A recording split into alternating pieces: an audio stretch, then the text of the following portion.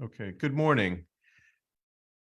Your Beatitude, Patriarch John of Antioch and all the East, your eminences, your graces, Reverend Fathers, esteemed colleagues and professors, beloved students, ladies and gentlemen. You hear me? Just, I will give you a sign to start after they fix this technical problem. Okay, thank you.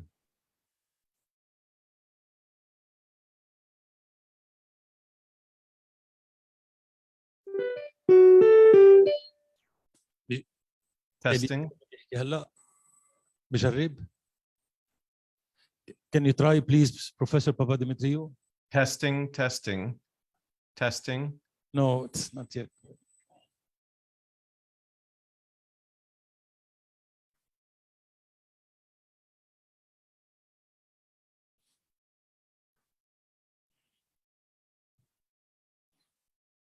Testing.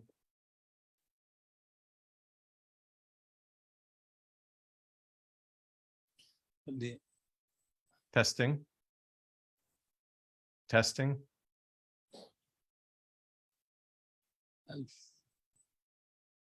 Testing.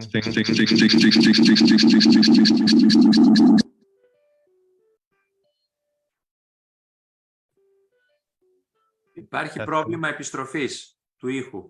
Ναι, έτσι.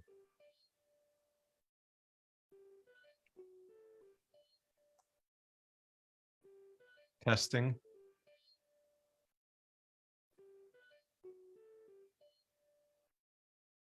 Τώρα είναι καλύτερα. Το είπατε. Ο πρώτος με τις δοκιμές αυτές.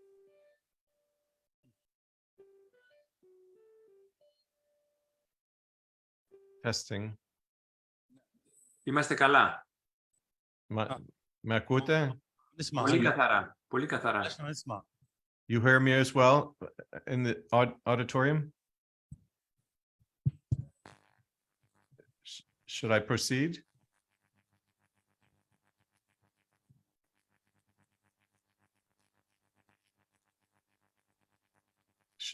Shall I proceed?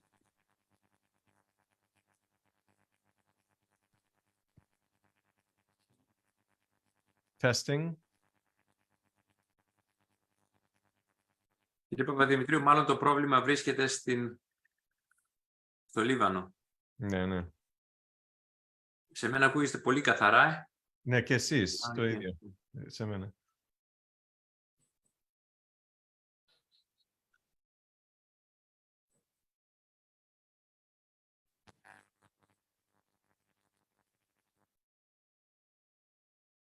Testing.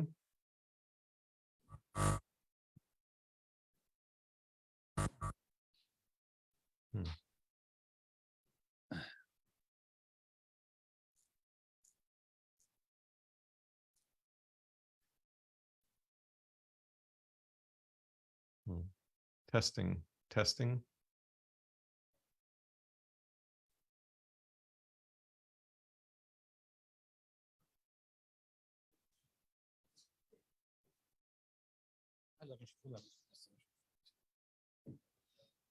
Testing. مش الحال؟ Πολύ καλά. علي الصوت. Yes. علي الصوت.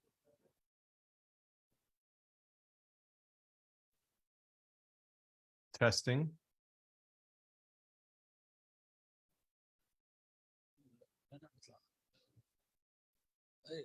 من وين عم يطلع الصوت هلا؟ طالع صوته شوي. Testing.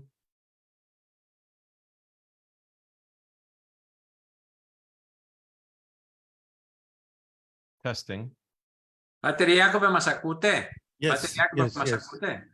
Now we can start. Yes. Okay. Thank you. So is it clear now to begin? Yes, it is. It is.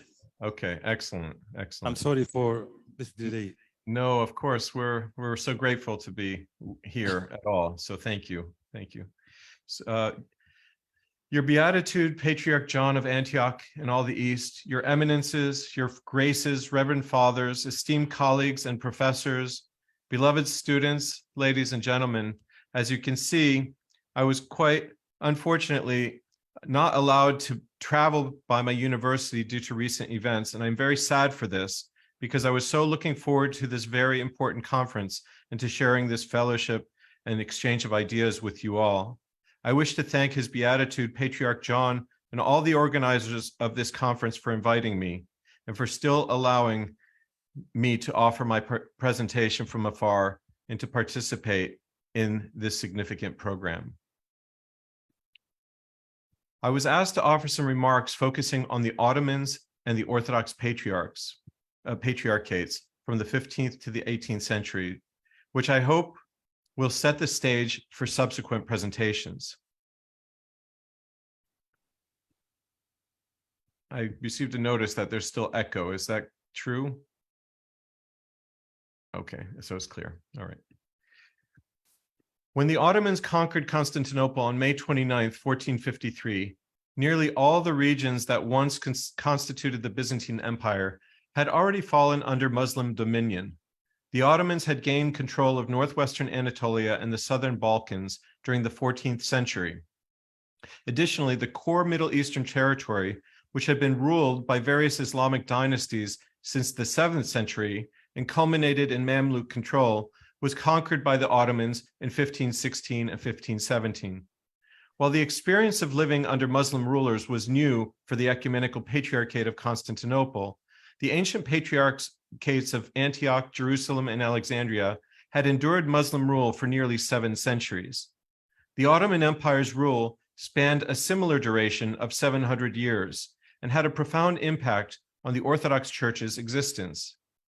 Given the vast geographical scope and lengthy time frame involved, this presentation will provide an overarching exploration of Ottoman governance and its effects on both the Ecumenical Patriarchate and the Eastern Patriarchates. I will also examine how each of these patriarchates interacted during this period. The Ottoman conquests and the Church. Over a span of 4 centuries, starting with the Byzantine defeat at the Battle of Manzikert in 1071, a profound transformation occurred in Asia Minor, the heartland of the Byzantine realm. The establishment of Ottoman administrative practices regarding the Church was shaped by these conquests in the Balkans and Asia Minor. When the Turkmen tribes, including the Ottomans, took over territory and encountered Greek Orthodox bishops, 4 main scenarios unfolded. 1, some hierarchs quickly fled to the newly conquered territories, seeking refuge in Constantinople. 2, others were reassigned by the Synod of Constantinople to safer locations and provided with incomes for their livelihood. 3, some hierarchs were taken captive and had to be ransomed. And 4, a few chose to remain with their congregations, recognizing the authority of their new Ottoman rulers. Turkmen emirs perceived local bishops as politically aligned with the Byzantine emperor and exerted pressure on them in order to establish their authority and secure loyalty, often benefiting from cash gifts in exchange for protection. In contrast, Armenian and Syrian bishops and patriarchs, having no political ties to the Byzantine state, had more flexibility in pledging loyalty to the Ottomans. They too offered gifts and obtained charters of immunity to safeguard themselves and their community's privileges. Bishops unable to escape were initially compelled to offer money as a ransom to maintain their freedom. This practice of bishops and metropolitans paying an investiture gift, a pishkesh, and then paying a yearly tax, the patriklik rusumu and metropolik rusumu, eventually was institutionalized by the Ottomans as a structured ecclesiastical tax system based on income from ecclesiastical properties, rents, and ecclesiastical services. Hierarchs received Ottoman imperial documents of appointments, the berats, granting the right to assume their positions. The patriarchs and metropolitans were referred to as tax collectors, multezim, and for ecclesiastical tax farms, or iltizam. By examining the early Beirats issued to patriarchs and metropolitans, as well as the Ottoman divan decisions, one can argue that Ottomans primarily viewed the ecclesiastical hierarchy as economic functionaries in a tax collection system, rather than as leaders of a semi-autonomous community with both civil and ecclesiastical authority.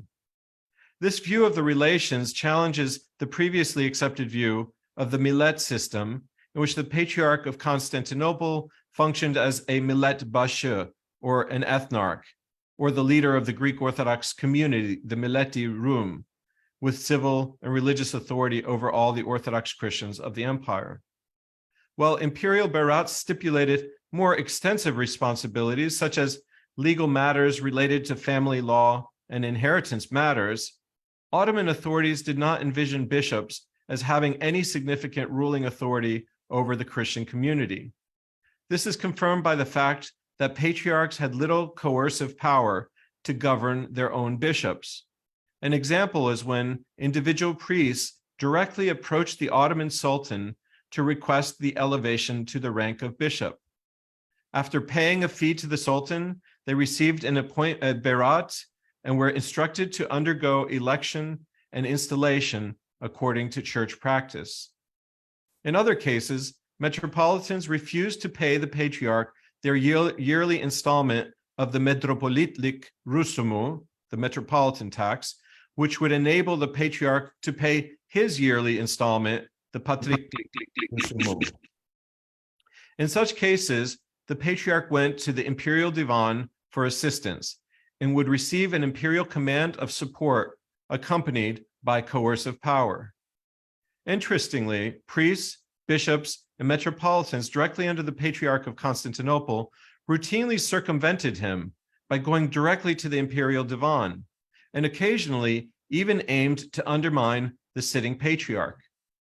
This open-door policy to the imperial divan led to individuals competing for ecclesiastical positions, which in turn led to numerous changes in office, frequent turnovers in patriarchal leadership, and a culture that was deemed corruption. Lay people were implicated in this process, as they often were responsible for financing bishops and invested in the financial advancement of specific candidates. In time, the wealthy lay people that surrounded the Greek Orthodox Patriarchate of Constantinople became a significant social group. They received their name for living in the quarter of the Fanar, or the Fener today, where the Patriarchate continues to be located today. The Istanbul or Constantinopolitan Fanariate class that emerged to control the office of the Ecumenical Patriarchate gained strength. The Fanariates understood the Ottoman system of dealing with bishops, and with the command of deep financial resources, grew to control the Patriarchate of Constantinople. Despite the common belief that the Ecumenical Patriarchate was strengthening its authority in the 16th and 17th century, a significant challenge emerged in 1697 that posed a threat not only to the administration of the Ecumenical Patriarchate, but also to all autocephalous churches. The challenge arose when a defrocked former metropolitan of Thessaloniki named Méthodes independently proposed to the Ottoman authorities that he should become the Patriarch of Constantinople. In exchange for this position, Méthodes offered to take charge of collecting ecclesiastical taxes by selling life-term tax farm concessions, malikiane, for all hierarchical positions within the Ottoman Empire, including areas under the jurisdictions of Antioch, Jerusalem, Alexandria, Cyprus, and the Balkans. In essence, he sought to administer all independent patriarchates and autocephalous churches. The Ottoman authorities entertained Méthodes' proposal, leading Patriarch Kallinikos II of Constantinople to repudiate Méthodes' plans. However, merely condemning the scheme and informing the Ottomans of the wrongdoing was insufficient. It was necessary to counter the proposal with actual funds to replace the promised funds by Méthodes. Given the substantial sum required, the synodal decision proposed collecting funds from all autocephalous churches and wealthy lay individuals. The Patriarchate of Constantinople would bear the greatest portion of the financial burden, with the other patriarchal sees and autocephalous archbishops contributing their share to thwart this threat. Patriarch Kallinikos II, with the support of Patriarch Dositheos II of Jerusalem, who resided in Constantinople, managed to successfully fend off this major challenge. This episode illustrates the extent of Orthodox bishops' interactions with the Ottoman imperial divan.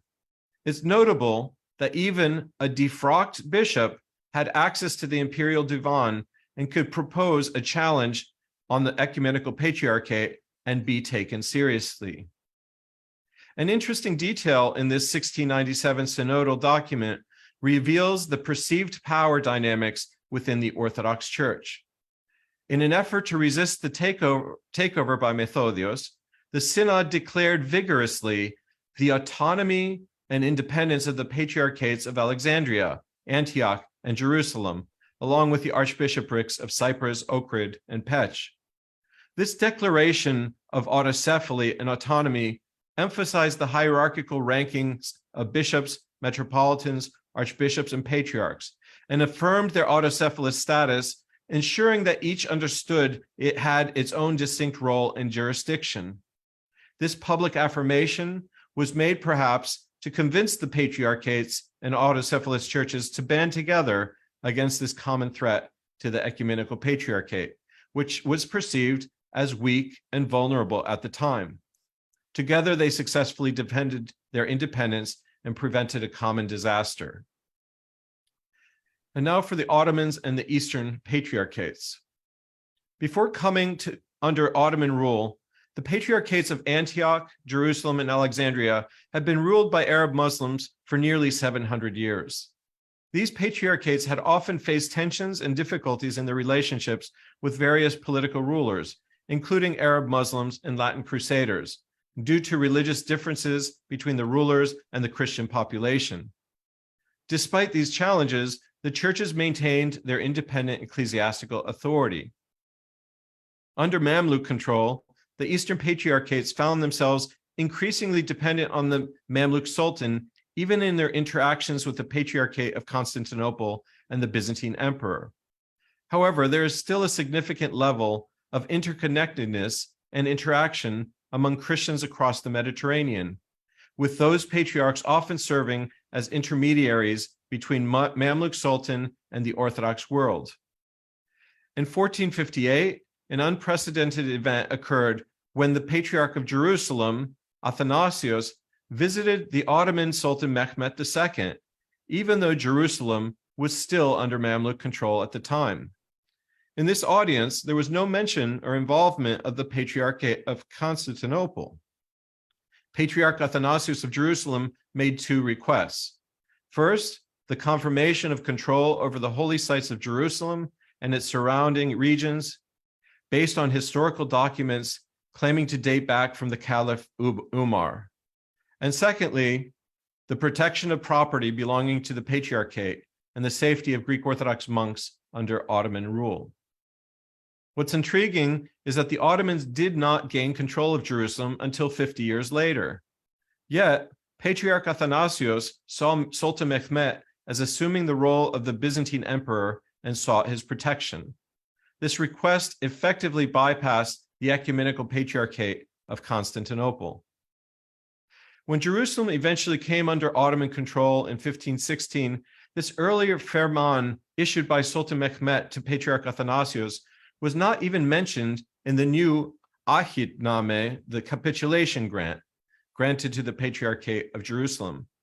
Nevertheless, the 1516 document confirmed the rights and possessions of the Patriarchate in detail and granted tax exemptions and administrative rights over the properties of deceased clergy.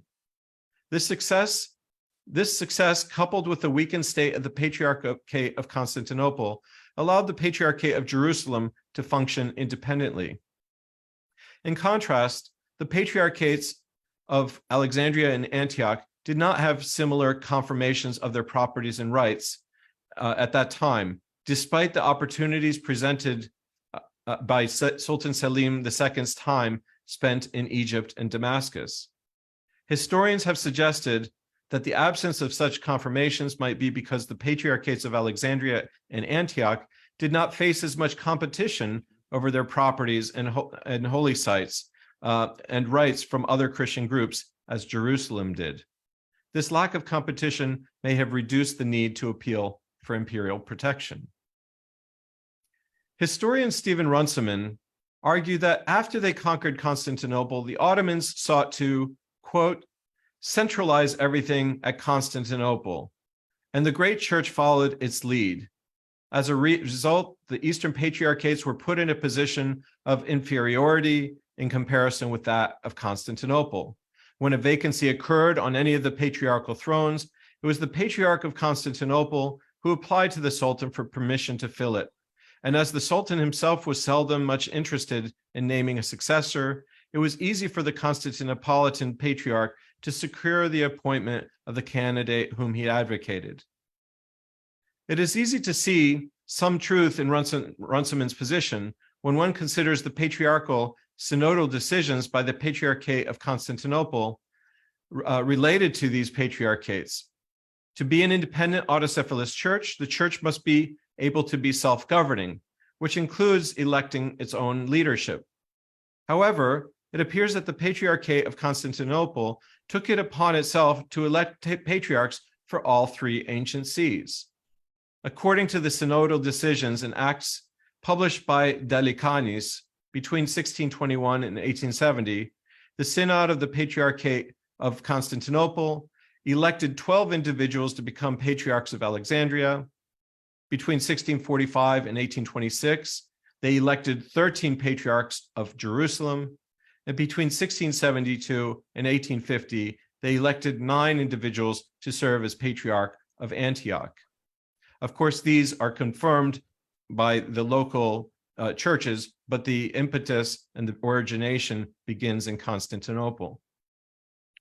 One of the main reasons the Patriarchate of Constantinople sought to extend its authority over the Patriarchate of Antioch had to do with countering Western religious influence, especially Catholic missionary activities. From the period extending back to the Council of Trent from 1542 to 1564, the Roman Catholic Church had made mission a priority that led to their sending missionaries to the various Catholic orders, such as the Franciscans, Capuchins, Jesuits, Carmelites, and Dominicans, into the Ottoman Empire. France, with its strong ties to the Ottoman Empire since the 1530s, displayed a particularly significant role in supporting Catholic missionaries through its ambassadors and consuls in the Middle East. In time, these missionaries collaborated with local Arab Orthodox communities with the goal of converting both the faithful and even the Orthodox hierarchy to Catholicism. They aimed ultimately to establish Arab Catholic hierarchs in existing Orthodox sees. It was this well-known contest between the Orthodox Church and the Roman Catholic Church that led to the actual schism in the Christian community in 1724 between the Antiochian Orthodox Church and what became known as the Melkite Greek Catholic Church. There was a significant challenge posed by the Jesuit-supported Patriarch Kyrillos VI of Antioch that led to a division within the Patriarchate of Antioch.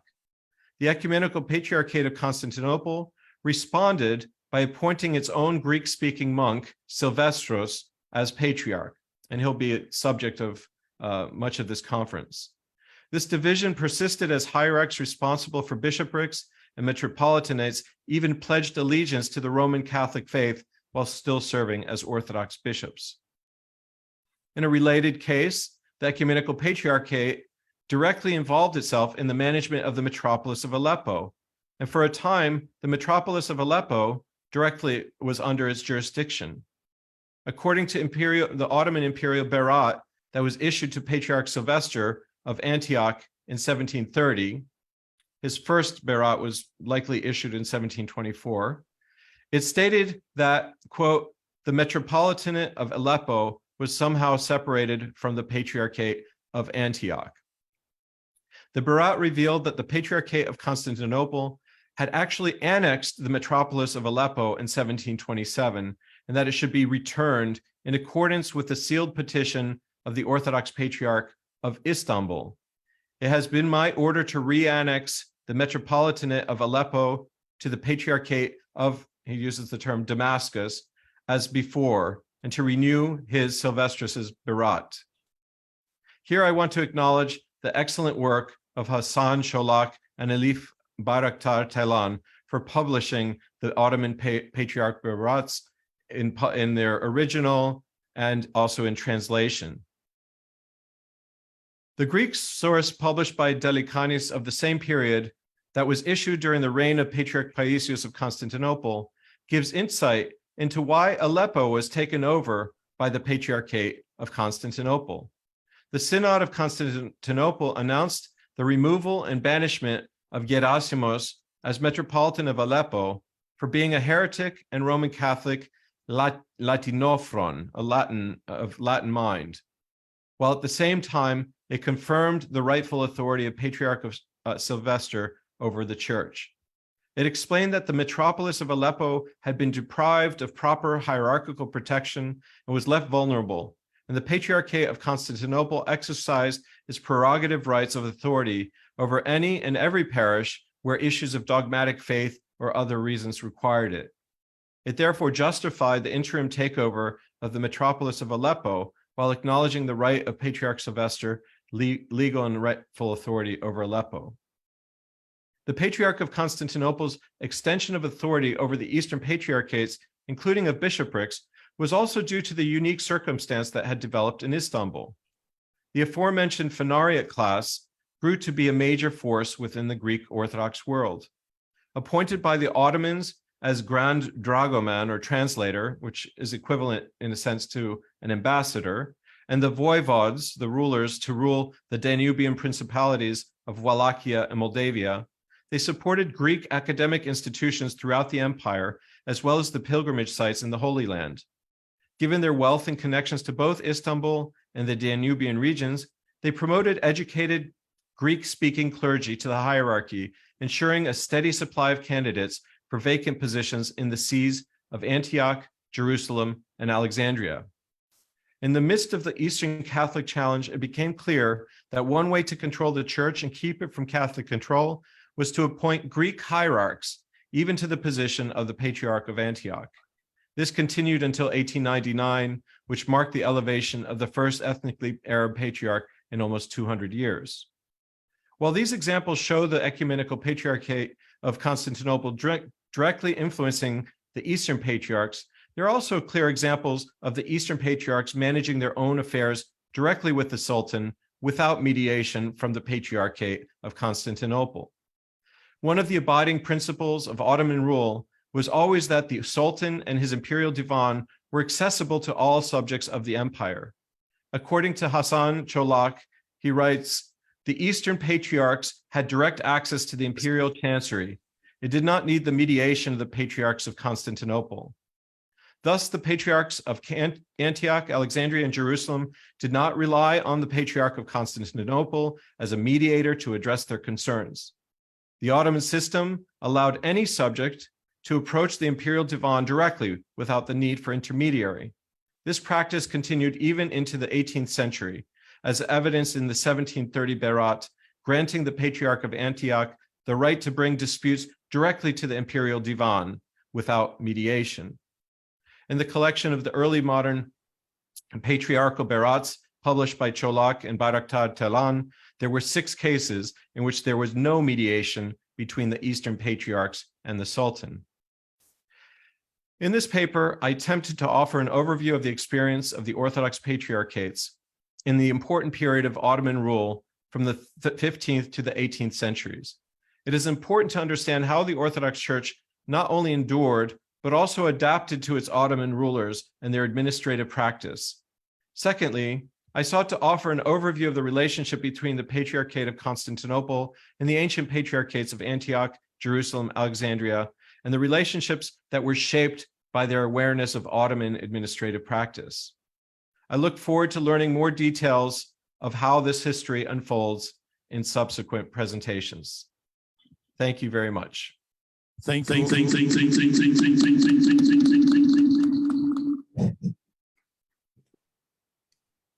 Thank you, Professor Papademetriou, for this interesting presentation.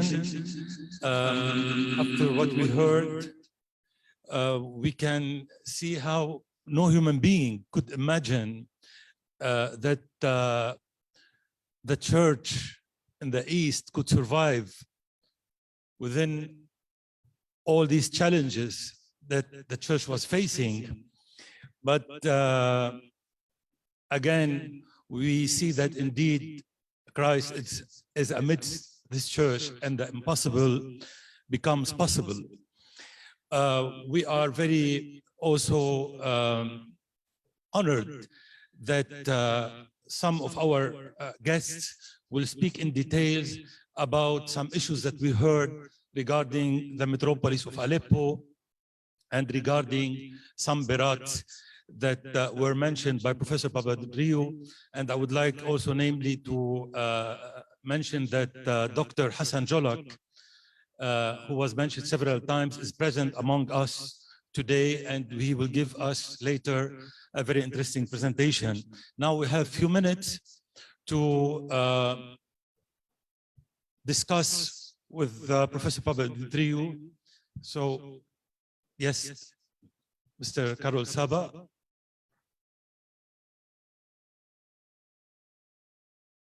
Thank you. Yeah, it's working. Thank you, Father. And thank you for this exhaustive presentation. It's a very interesting one. The main question I have, the historical perspective is very understood. And the question that I have is how this historical perspective created at the economical patriarchate a sort of privilege. And this privilege, which to a certain extent is still continuing today, and how this historical perspective impact today the way that economical patriarchate is dealing with the other ancient patriarchate, Jerusalem, Antioch, Alexandria, and the whole pan-Orthodox issue.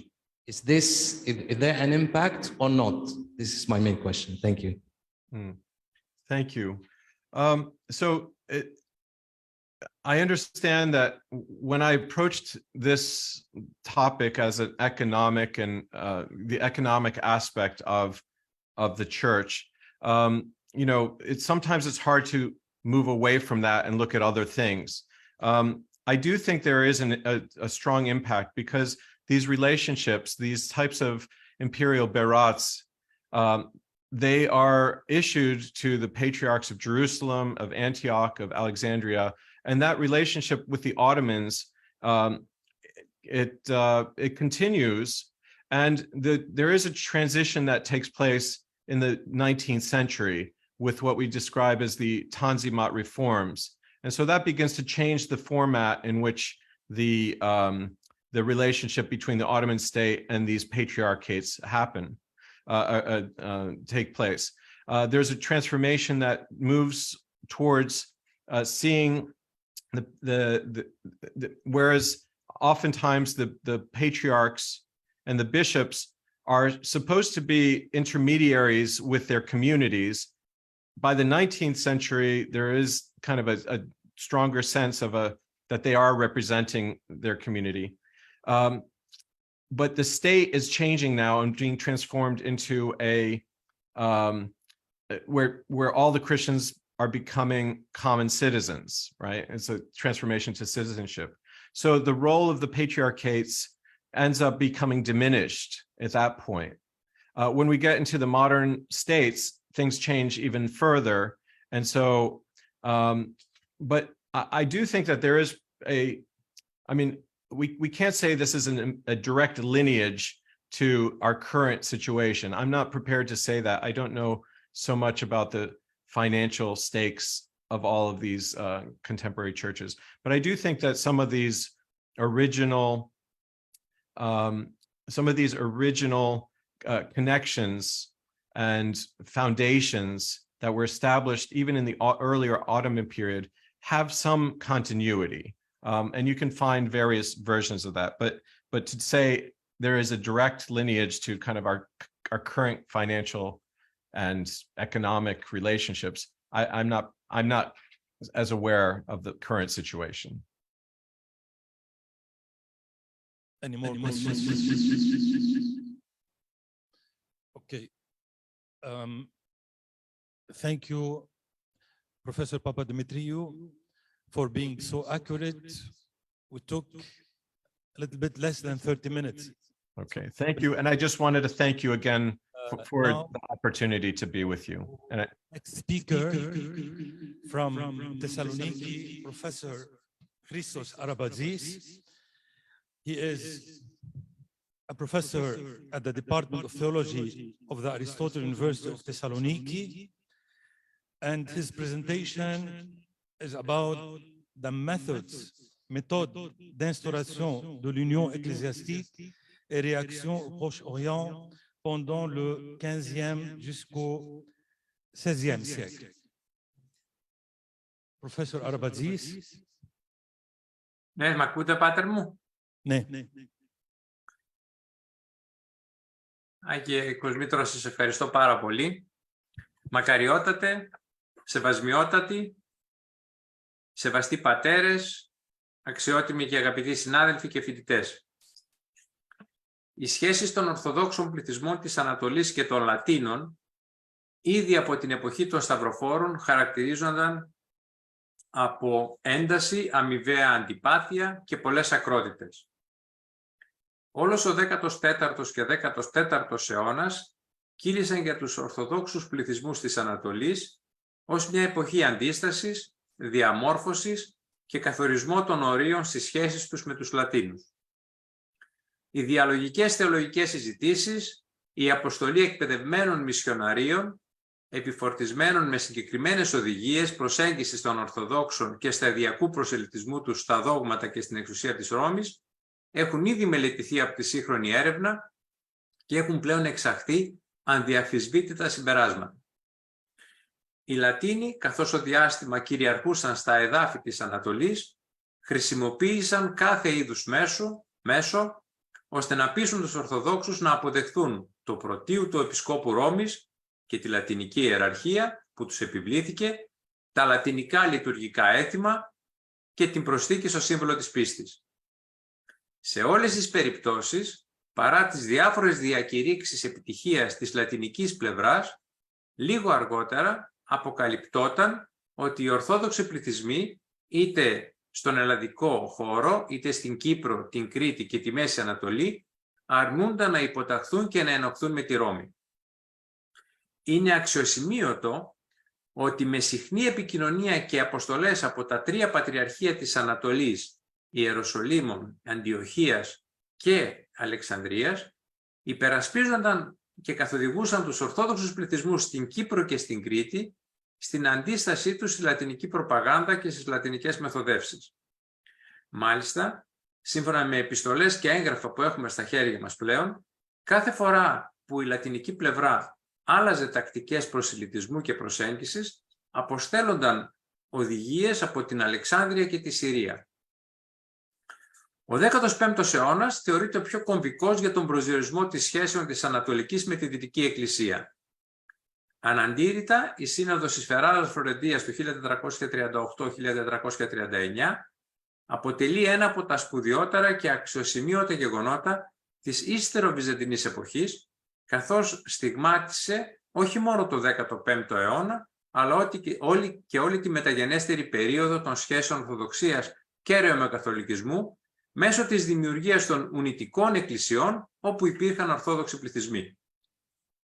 Το αποτέλεσμα και όρος της Συνόδου που υπογράφει το 1439 δεν έγινε αποδεκτός από τους Ορθοδόξους πληθυσμούς παρά το γεγονός ότι βρέθηκαν πατριάρχες Κωνσταντινουπόλεως στη δεκαετία 1440-1450 και επίσκοποι που υπηρέτησαν την ενωτική πολιτική του Βυζαντινού κράτους. Σημειωτέων ότι για τη σύνοδο αυτή δεν διασώθηκαν λατινικά πρακτικά και αναζητήθηκαν πολύ αργότερα μέσα από συμπιλήματα χειρογράφων που κυκλοφορούσαν στην Ανατολή, ώστε να εκδοθούν και να κυκλοφορήσουν ως πολυτελή έντυπα στα τέλη του 16ου αιώνα για να προωθηθεί η Ιουνία στον Βορρά και να ενισχυθούν οι μισιοναροί στην Ανατολή. Από την πρώτη στιγμή αποδείχθηκε ότι όσα διαδραματίστηκαν στη Σύνοδο ήταν προϊόν πιέσεων, εκβιασμών και συναλλαγής μεταξύ της παπικής κουρίας και ορισμένων εκ των εκκλησιαστικών παραγόντων της Ορθόδοξης Αποστολής.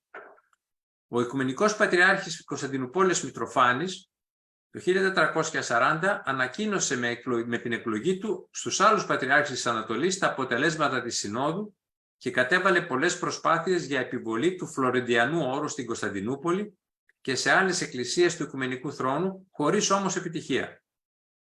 Πολλοί ιεράρχες και ιερείς, αλλά σχεδόν όλοι οι κάτοικοι της πόλης, αρνήθηκαν να συλλειτουργήσουν μαζί του και διέκοψαν την εκκλησιαστική κοινωνία με αυτόν.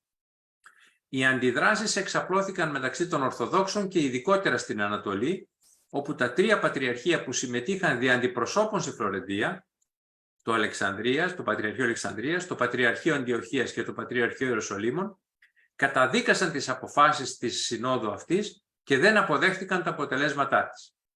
Οι Πατριάρχες της Ανατολής, Φιλόθεος Αλεξανδρίας, Δωρόθεος Αντιοχίας και Ιωακήμ Ιεροσολύμων, έχοντας άμεση γνώση των μεθοδεύσεων της Ρώμης από τις εγκύκλιες επιστολές του Μάρκου Εφέσου του Ευγενικού, αλλά και μνήμη για όσα διέπραξαν οι Λατίνοι κατά την περίοδο που κυριαρχούσαν στη Μέση Ανατολή, εξέφρασαν την αυτοσυνειδησία των Ορθοδόξων σε σύνοδο που συγκλήθηκε στα Ιεροσόλυμα το 1443.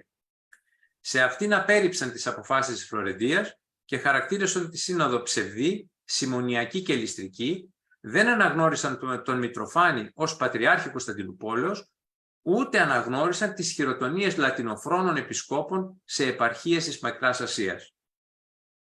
Η πτώση της Κωνσταντινούπολης στους Τούρκους το 1453 και η άνοδος στον Πατριαρχικό θρόνο του Αγίου Γιανναδίου Σχολαρίου σήμανε και την επίσημη απόρριψη της Συνόδου Φλωρεντίας, η οποία έγινε με εμφατικό τρόπο από Πανορθόδοξη Σύνοδο, η οποία έλαβε χώρα στην Κωνσταντινούπολη το 1483 και 1484 και στην οποία συμμετείχαν και εκπρόσωποι των Πατριαρχείων Αντιοχίας, Αλεξάνδρειας και Ιεροσολύμων.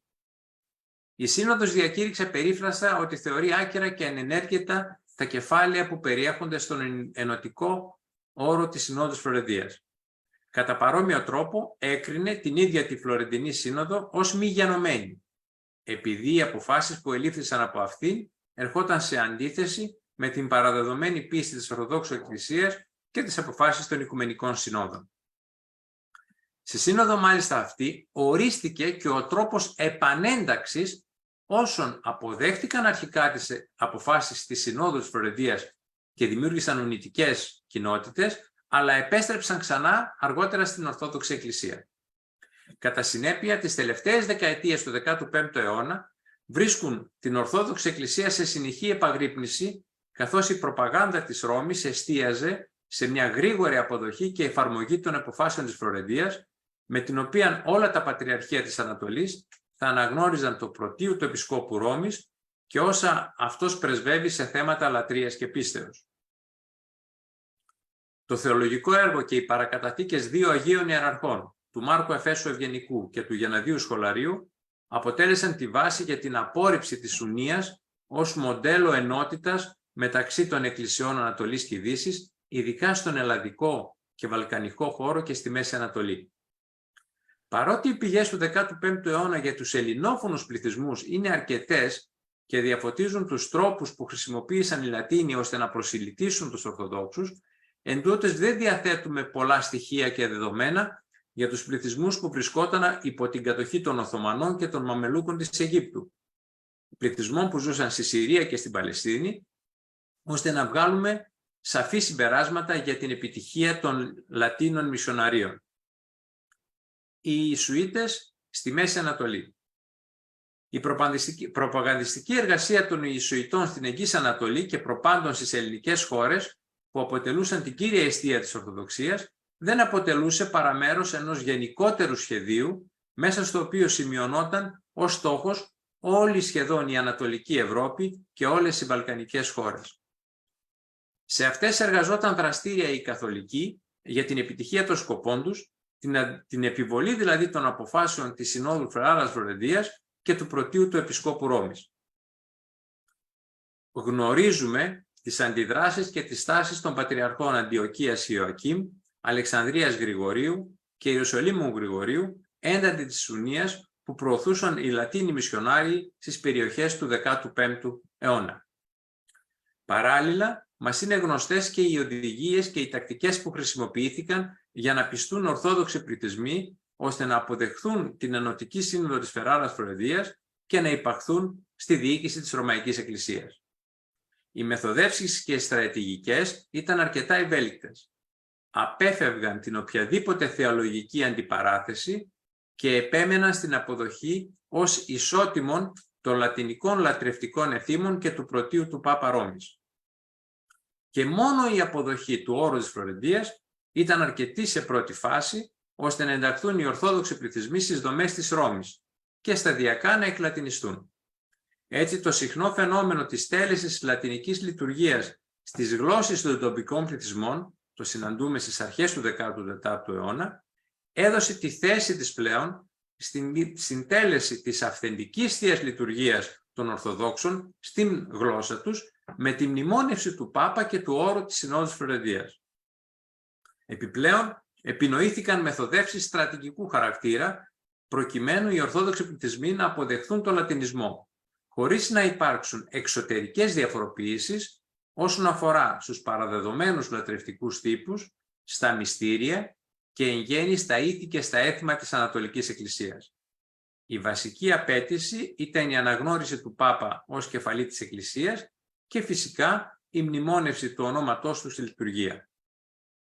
Για τη συντομία του χρόνου θα προσπαθήσουμε να κατηγοριοποιήσουμε τις μεθοδεύσεις αυτές σε δύο μεγάλες κατηγορίες: στις εκκλησιαστικο-θεολογικές και σε κοινωνικοπολιτικές, όπως μας παραδίδονται στις πηγές του 15ου και 16ου αιώνα. Οι πρώτες λοιπόν, οι εκκλησιαστικο-θεολογικές, χαρακτηρίζονται από την όθευση εγγράφων, επινόηση αιμολογιών πίστης ιεραρχών και πατριαρχών. Ως τέτοια, μπορούμε να αναφέρουμε τη δίθεν ομολογία πίστεως του Πατριάρχη Φιλοθέου Αλεξανδρίας περί του 1439-1440. Θυμίζουμε ότι ο Πατριάρχης Φιλόθεος ήταν ένας από τους τρεις που καταδίκασαν τη Φλωρεντία το 1443 στη Σύνοδο των Ιερουσαλήμων. Παρόμοια πληροφορία διακινήθηκε και για τον Πατριάρχη Αντιοχίας, χωρίς όμως να γίνει επίκληση γραπτής ομολογίας, η οποία μάλιστα και ήταν κρυμμένη μέσα στα αρχεία, στα μυστικά αρχεία του Βατικανού και ποτέ δεν εμφανίστηκε. Η κυκλοφορία του 1575 ως μια άλλη μεθόδευση είναι η κυκλοφορία του 1575-1580 των πρακτικών της 8ης Οικουμενικής Συνόδου της Φλωρεντίας, στα οποία περιέχονται ψευδεπίγραφα έργα του Αγίου Γιανναδίου Σχολαρίου υπέρ της Ένωσης των Εκκλησιών. Η έκδοσή τους απέβλεπε να ενισχύσει το κίνημα της Ουνίας τόσο στο Βορρά όσο και στην Ανατολή. Για τη διάθεση των πρακτικών αυτών στο Βορρά έχουν γραφεί πολλά. Για την Ανατολή όμως, τα λεγόμενα πρακτικά για πρώτη φορά επιδεικνύονται από τον απεσταλμένο του Πάπα στη Συρία επίσκοπο Σιδώνος Άμπελ το 1583 στους Πατριάρχες Αντιοχίας και Ιερουσαλήμων, στους οποίους επέδειξε τα πρακτικά για να τους πείσει να αποδεχθούν τις αποφάσεις της Φλωρεντίας. Η προσπάθεια κατέληξε σε πλήρη αποτυχία, καθώς οι Πατριάρχες δήλωσαν πως αγνοούν τη σύγκληση τέτοιας συνόδου ως 8ης Οικουμενικής. Περί το 1583 επινοήθηκαν και κυκλοφόρησαν κείμενα επίσης που διέδιδαν ότι ο Πατριάρχης Αντιοχίας Ιωακήμ είχε εκφραστεί υπέρ της υποταγής του στη Ρώμη, όταν αναφορές των παπικών απεσταλμένων την ίδια στιγμή δήλωναν ότι απέρριψε τον όρο της Φλωρεντίας και τις λατινικές αξιώσεις. Συγχρόνως, ένα κείμενο με 6 υπογραφές προκρίτων της Τρίπολης παρουσιαζόταν ότι εκφράζει τη θέληση του Πατριάρχη Ιωακήμ και των Ορθοδόξων να υποταχθούν στη Ρώμη. Παρόμοιο κείμενο και ομολογία πίστεως είχε υπογράψει ο υπέργυρος μεγαλόσχημων πλέον μοναχός και πρώην Πατριάρχης Μιχαήλ. Το κείμενο παρουσιαζόταν στους Ορθοδόξους πληθυσμούς ως ομολογία πίστεως του Πατριάρχη Αντιοχίας, προκαλώντας σύγχυση ώστε να πιστούν να προσχωρήσουν στην Ουνία. Μια δεύτερη κατηγορία είναι η κυκλοφορία φημών και συμμετοχή στη διαπίμαση των Ορθοδόξων πληθυσμών. Στα τέλη του 16ου αιώνα οι Ιησουήτες κυκλοφορούσαν φήμες για αποδοχή των λατινικών ημερολογιακών μεταρρυθμίσεων από Ορθόδοξους ιεράρχες. Μια τέτοια περίπτωση αφορά την πληροφορία που κυκλοφορούσαν οι Ιησουήτες ότι ο Πατριάρχης Ιερεμίας Κωνσταντινουπόλεως είχε ήδη αποδεχθεί το Γρηγοριανό ημερολόγιο, ενώ γνωρίζουμε ότι σε δύο συνοδικές διασκέψεις που συγκάλεσε ο ίδιος Πατριάρχης το 1583 και το 1592, σύσσωμα τα Πατριαρχία της Ανατολής είχαν καταδικάσει αυτή την ημερολογιακή μεταρρύθμιση. Την ίδια τακτική χρησιμοποίησαν και για τους Ορθοδόξους πληθυσμούς του Πατριαρχείου Αλεξανδρίας. Γι' αυτό και ο Πατριάρχης Μελέτειος Πηγάς απέστειλε εγκύκλιο επιστολή στο ποίμνιό του, πληροφορώντας το για τις μεθοδεύσεις και τον κίνδυνο προσελητισμού. Μια άλλη μέθοδος ήταν η πρόσκληση των Πατριαρχών της Ανατολής σε λατινικές συνόδους όπως αυτή του Τριδέντου, στα μέσα του 16ου αιώνα. Ο Ιωακήμ Αντιοχίας το 1562 κλήθηκε από τον Αρχιεπίσκοπο Κρήτης να συμμετάσχει στη Σύνοδο του Τριδέντου, γι' αυτό και αρνήθηκε να συμμετάσχει και τον παρέπεμψε για οποιοδήποτε τέτοιο θέμα συμμετοχής της Ανατολής στις Δυτικές Συνόδους στο Οικουμενικό Πατριαρχείο. Μια άλλη πρακτική που χρησιμοποιήθηκε ήταν η συμμετοχή των Λατίνων στις λειτουργίες και στην πνευματική καθοδήγηση των Ορθοδόξων λόγω έλλειψης μορφωμένων κληρικών του Πατριαρχείου Αντιοχίας. Οι μισιονάριοι Λατίνοι, ζώντας ανάμεσα στους ταλαιπωρημένους Ορθόδοξους πληθυσμούς, δήλωναν διαθέσιμοι στους επικούς επισκόπους για την ανάληψη ιερατικών καθηκόντων και εξομολόγηση λαϊκών και μοναχών. Επίσης, μια άλλη μέθοδος ήταν η διάχυση της ανάγκης να αναμορφωθούν οι νηστείες, σύμφωνα με τα λατινικά πρότυπα και δεδομένα. Οι μισιονάριοι προέτρεπαν τους οπιστούς Ορθοδόξους να μην ακολουθούν τα παλαιά και ξεπερασμένα πρότυπα νηστείας, που ήταν ιδιαίτερα αυστηρά, και να αποδεχθούν τις νέες τάσεις για λιγότερες και όχι τόσο αυστηρές νηστείες.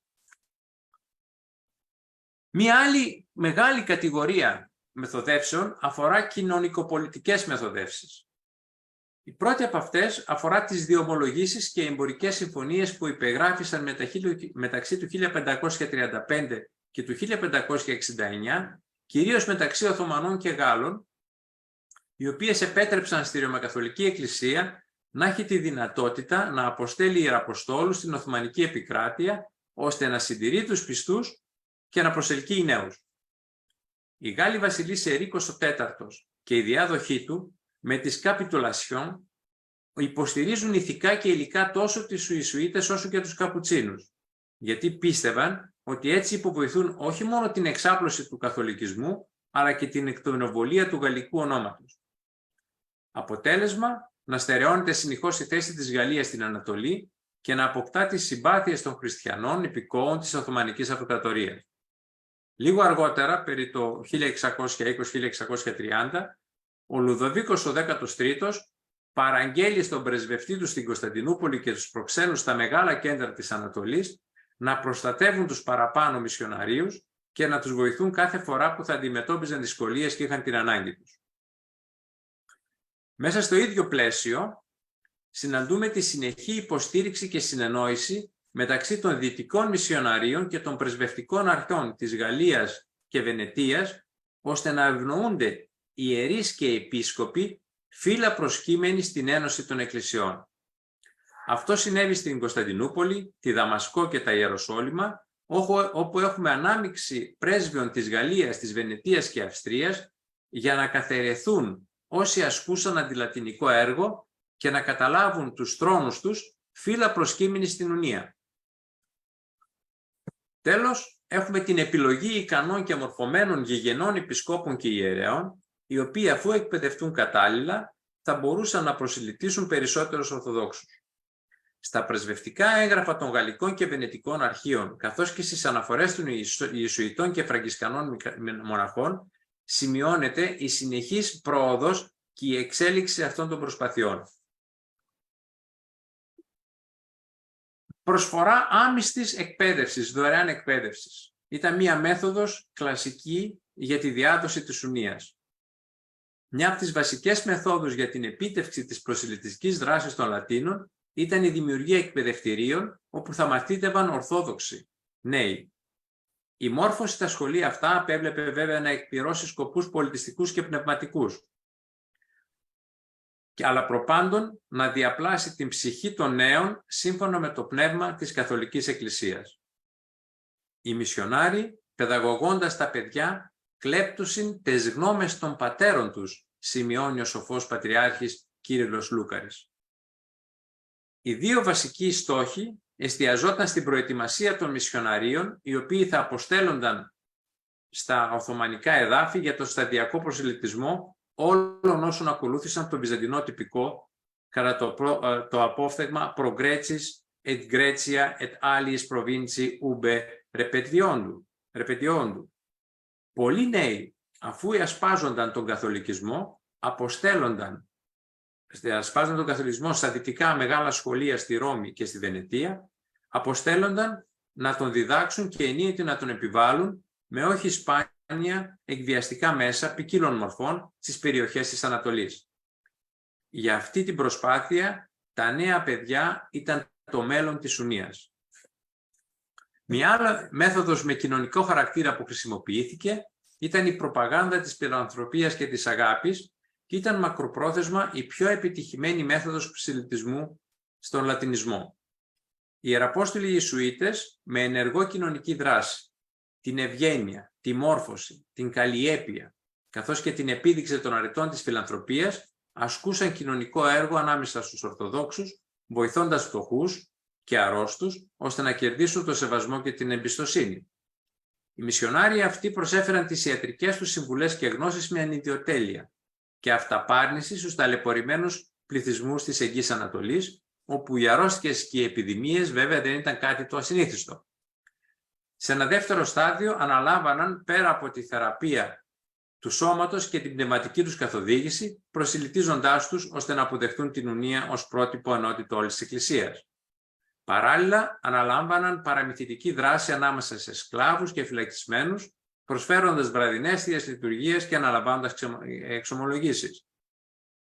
Έτσι, κηρύγματα στη γνώση του λαού, επίδειξη ενάρετου βίου και ελεημοσύνη ήταν οι βασικές αρτές των Ιησουητών και των Φραγκισκανών μοναχών που δρούσαν στην περιοχή του Πατριαρχείου Αντιοχίας.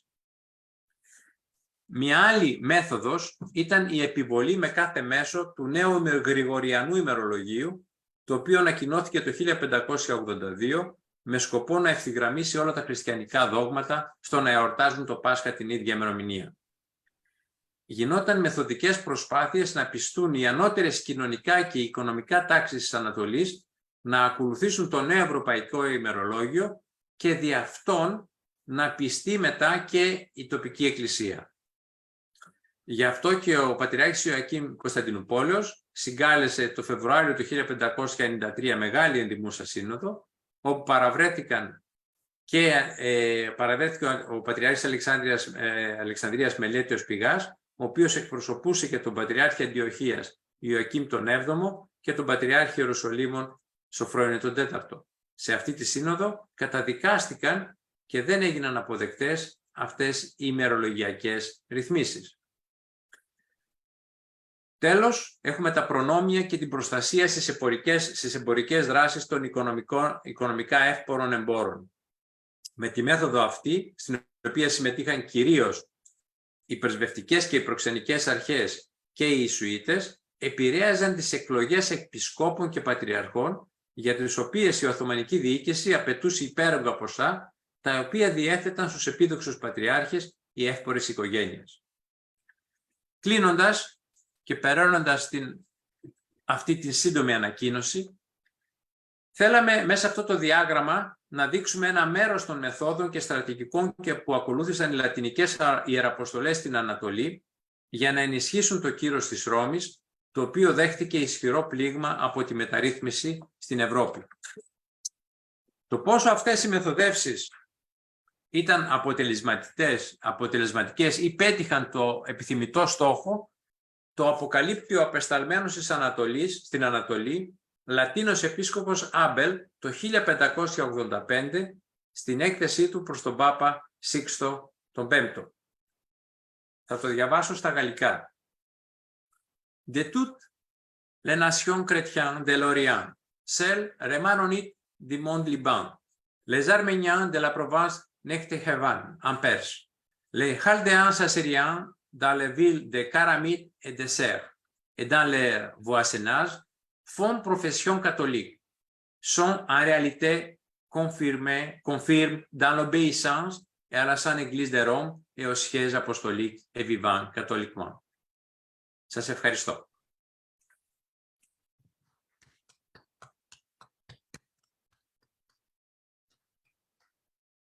And our turn, thank you to Professor Arambatzis for this panoramic descriptions of the methods used to proselytize the Orthodox of the East.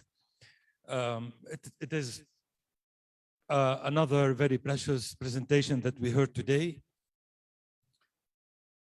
And now, before presenting our third guest, I would like to ask those who don't need the headset for translation from English to give it to the stewards to return it back to those who need it. Take just 2 minutes.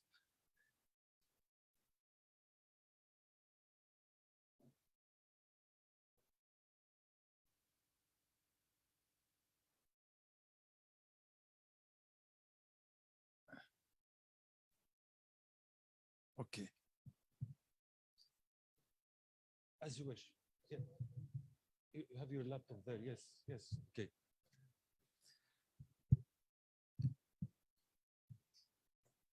Okay, thank you for your cooperation. Now, I'm very honored to present our third guest, Dr. Carsten Walbiner from the Catholic Church in Germany. He is a member of the Research Center for the Christian Orient at the Catholic University, Eichstaett, Germany. The title of his presentation is The Impact of Greek Thinking and Greek Prelates on the Patriarchate of Antioch in the 17th and early 18th centuries. The floor is yours. Thank you. Dear Father Jack, and ladies and gentlemen, maybe to avoid one misunderstanding, I'm not a representative of the Catholic Church in Germany. I'm a member of a research center in a Catholic university, which does not mean that you yourself have to be a Catholic. Yesterday I tried to recall my relations with Balamand, and I discovered that this is the fourth conference I'm going to attend in Balamand. And I have only very good memories on these events which dealt with Russia and the Orthodox, or Al-Kanisa al-Orthodoxia, Aya Khususiyya, and historians of the Patriarchate of Antioch.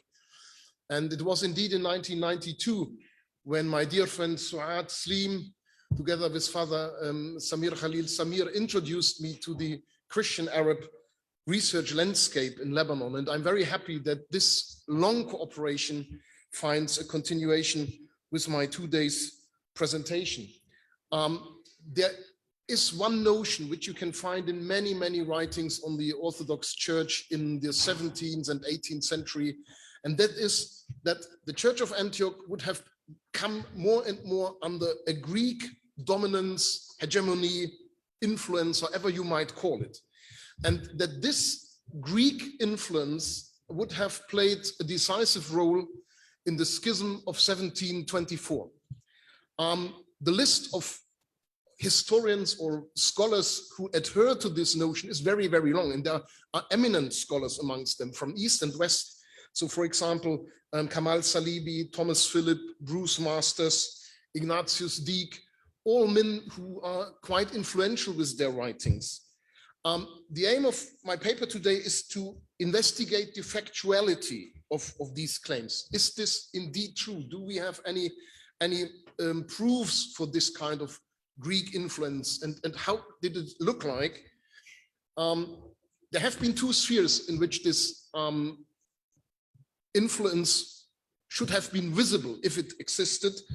One is that of church politics and ecclesiastical administration, and the other one is the sphere of thinking as mainly documented or manifested in writings. The limitation of my paper to the 130 years before the schism is, of course, a bit arbitrary. It is connected with the state of research on prosopography of the Antiochian Patriarchate. Only starting from the 1519s, we have more or less complete lists of bishops. Before, there are many lacunae. So if we would like to see who have been the incumbents of the see of the Antiochian Patriarchate, this can only start in the 1519s. Here is an overview on the structure of what I will be trying to do. The introduction is now over. I will speak on traces of church politics, the hierarchy, cultural impacts, and in the end provide a conclusion. Let's start with church politics and ecclesiastical administration. So if there was an influence of Greek influence, and this means by the Patriarchate of Constantinople, I forgot to say this, then there must have been decisions made in Constantinople which had an impact on the affairs in Antioch. And one should also expect that there has been a kind of strategy by the ecumenical patriarchate in Constantinople towards the Church of Antioch. Before trying to look into these matters, I would like to refer your attention to what Macarius ibn Azaim, I think he's known to most of you, if not all of you, the most versatile writer of the Greek Orthodox Church in early modern times, what he thought of the Church of Constantinople in terms of their position and how he dealt with his colleague, the Patriarchate of Constantinople, the Patriarch of Constantinople. Macarius wrote on many things, amongst them also the Patriarchate of Constantinople, how it came into being and which are the bishoprics. And in this text, you don't find any hint to a superiority of the Patriarchate of Constantinople. He is seen as one of the patriarchs, but not in any way elevated. And when Macarius visited Constantinople on his way to Russia, he had a lot of meetings with his colleague, and they are depicted by Paul of Aleppo in his famous Rihla, and they always appear on equal footing. There was also in this description, there is no difference between these two hierarchs. It has already been mentioned by the first speaker that patriarchs needed a certificate of appointment, a berat. And of course, this berat has to come from the divan, from the government in Istanbul, which put the patriarchs of Constantinople in a special position if someone wanted to get one. But as had already been said, there was no need to do this through the Patriarch of Constantinople. We have a lot of examples where these berats were also achieved through other brokers who mainly had to pay the money that was needed for that. So it's not true when Robert Haddad says that these berats could only be get through the Patriarch of Constantinople. But he is right, and you see it mentioned here, when he says that between 1543 and 1718, Constantinople's interventions in the affairs of the Patriarchate of Antioch followed appeals from disaffected hierarchs or factions at Antioch. There are quite a number of these of decisions made in Constantinople, but as has been mentioned here, they all happened at the request of hierarchs, mainly the patriarchs, sometimes also bishops from the Patriarchate of Antioch themselves. It was no proactive activities by the Patriarch of Constantinople.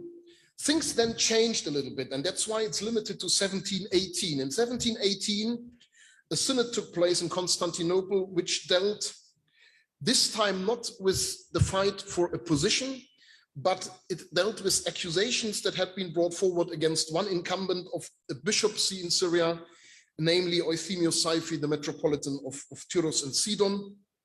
And in the end, a synodal decree was made and directed to the Patriarch of Antioch, and his episcopate and clergy and even all Orthodox Christians living in the Patriarchate of Antioch, in which it was stated that he was disposed from his position and excommunicated. The interesting point here is there might have been some impetus from Syria, we don't know exactly, but it obviously did not come from the Patriarch. So it was not Kyrillos Zaim who asked the Synod in Constantinople to take action against Euthemius Saifi, and Kyrillos was even a bit hesitant in implementing these, one could even say, orders. So there is a slightly shift in power relations discernible. Because normally disciplinary measures against bishops or other clergy should have been taken in the Patriarchate of Antioch themselves by the Patriarch, and in ideal cases also by a bishop's synod. But to refer these issues to the Patriarchate of Constantinople is a certain new step, which speaks obviously of some challenges that appeared where certain circles in the Patriarchate did not feel anymore able to deal with these issues without the support from outside, in this case, the Patriarchate of Constantinople. In 1722, there is another rather famous synod which assembled in Constantinople. Formally, it follows the known pattern because it happens at the request of Athanasius Dabas, the Patriarch of Antioch. But also this synod has a new before unknown dimension, because the Dabas asked for far-reaching church political measures, and he disregarded his own episcopate. So there was no other bishop of the Patriarchate of Antioch available, present in Constantinople, and there is also no sign that Dabas would have had deliberations with his own episcopate before going to Constantinople to get what he needed. By doing so, he gave up part of his sovereignty, because now it was again Constantinople that interfered with some decisions in the internal affairs of the Patriarchate of Antioch. But these are two very late examples, 1718, 1722. Let's move to the hierarchy. Only 2 out of the 15 patriarchs which we have in the period under investigation have been of Greek origin. Their appointment happened without any involvement of Constantinople, and none of these 2 men is known of having been in close contact with the Phanar or having been pro-Greek in the exercise of their office.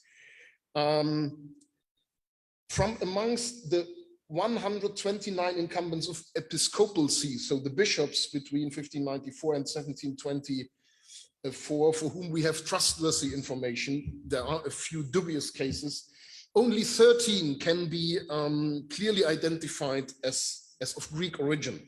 The majority was clearly of Arab ascendants, but for part of this 129, we actually don't know. So the sources don't reveal their origin.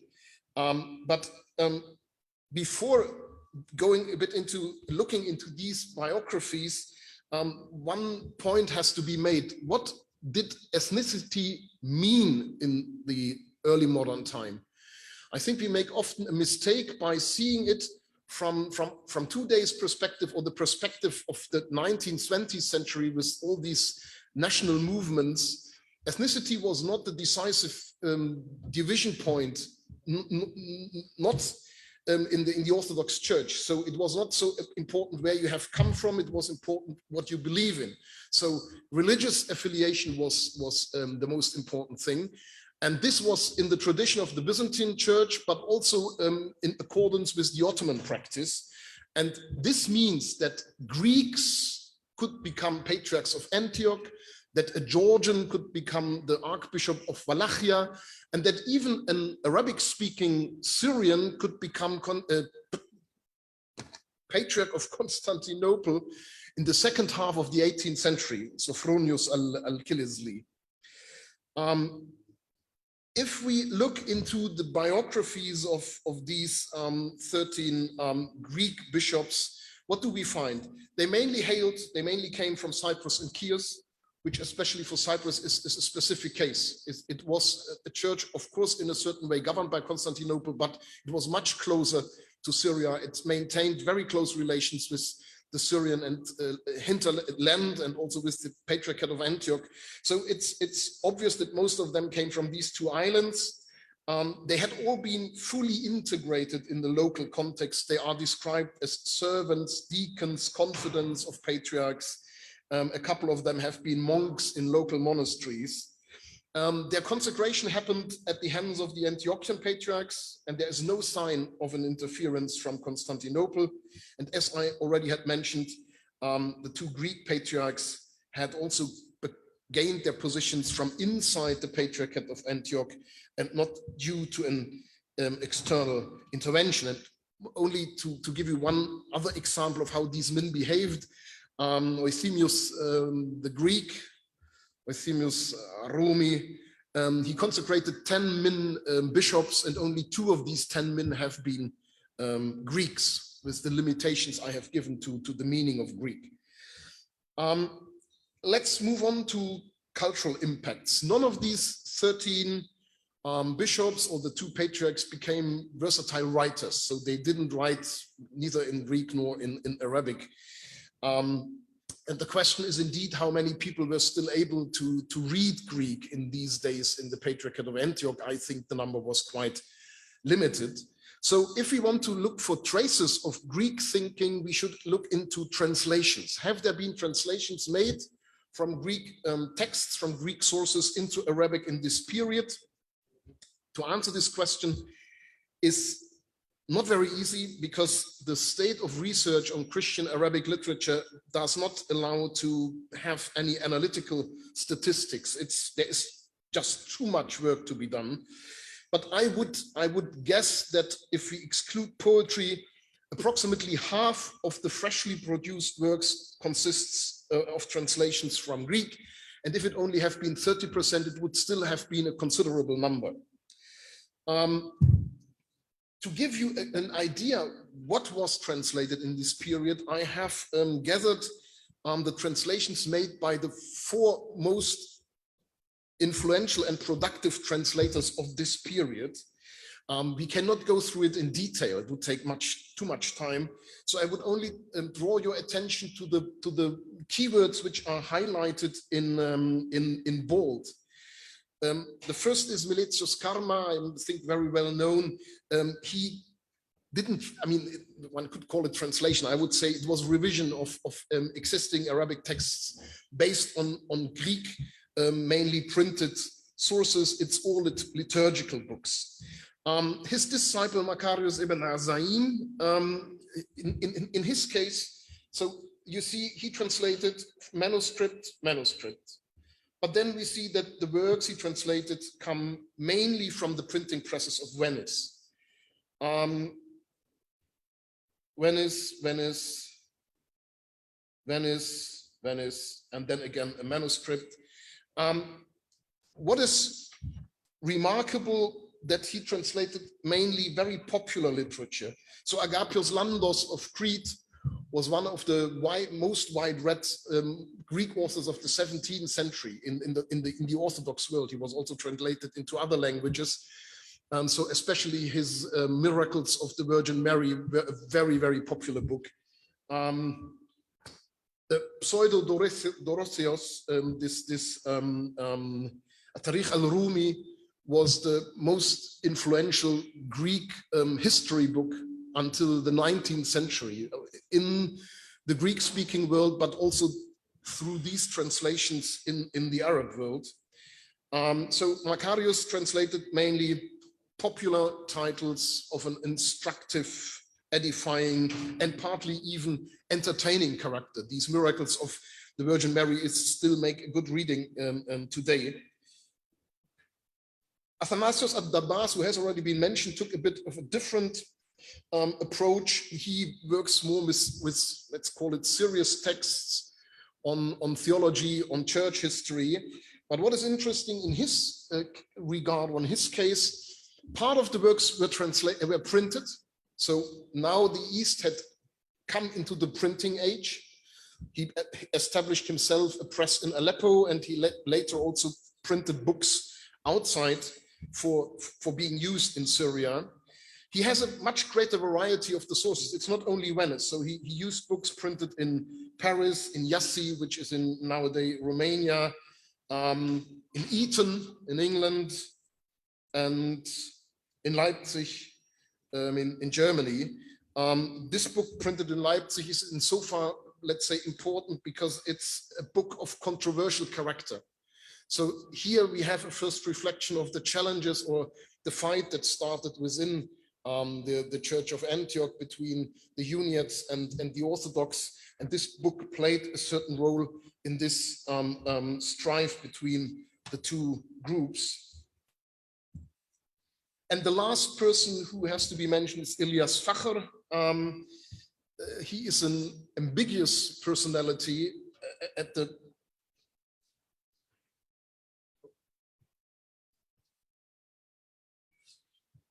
the beginning of his career, he was a Catholic, and this refers to the period we are now speaking about.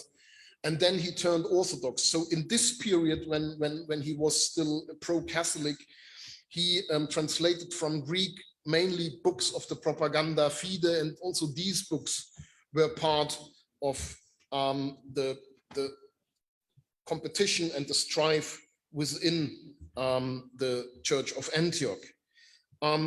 I cannot go, I think these three persons are more or less known to you, so I cannot go into any details about their biography. There's only one point I would like to address. It's how did they learn Greek? Because they translated from Greek. In the case of Karma and Damascus, they lived for a while in the monasteries of Palestine, the Greek monasteries, and namely in Marsaba and Damascus, also in Bethlehem, while Macarius and Elias Facher acquired their Greek knowledge in Syria. There is no mentioning of them having been lived abroad, but Macarius could, of course, improve his knowledge of Greek while traveling widely in the Orthodox world, in Romania, in Russia, in Georgia, where he mainly spoke then in Greek, as he didn't know the local vernaculars. If we try to see what is the quintessence of these translations, very many of them are very popular titles. So titles also read in the Greek world, titles translated into other Orthodox, if I can say so, languages. They have been the pick of the translators. So there is no proof that someone has ordered them to translate them. So they choose by themselves to translate these books. And sometimes these translations were already made very shortly after the books appeared. So there was obviously a very close network of circulation of books. And often the Arabic translations precede those into the languages of the Balkans or in Russia and in other, once again, Orthodox languages. So it shows that the intellectuals of the Antiochian Patriarchate were part of an active network of circulating ideas enshrined in printed books, which includes Syria. And this leads me to my conclusion, which I have put completely here, so you can read what I will, you can follow what I'm reading to you. From the facts mentioned above, it becomes clear that prior to the schism of 1724, the patriarchs of Constantinople did not exercise any decisive influence on the affairs of their sister church of Antioch. They only got involved when asked to do so by prelates from Antioch and did not develop any apparent strategy of their own towards church policy in Syria. Only at the end of the period under investigation, a rising awareness of the situation in Syria can be observed due to the more and more successful Uniate movement. But the actions taken were by no means decisive for the schism of 1724. Thus, the narrative on this event regarding its reasons to be found in so many references must be reconsidered. The influence of Greek thinking on the Arab Orthodox was considerable, but nothing alien. It shows how ideas and concepts circulated in early modern times, eased by the printing presses in Europe, the products of which were also read and dealt with in the Arab lands. Wa shukran.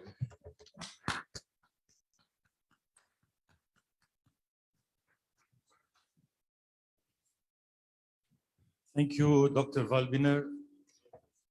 Your original study came to verify a very recurring accusation, but you could scrutinize genuinely every single detail from history that refutes this accusation. Now we will take enough time for your questions that you would like to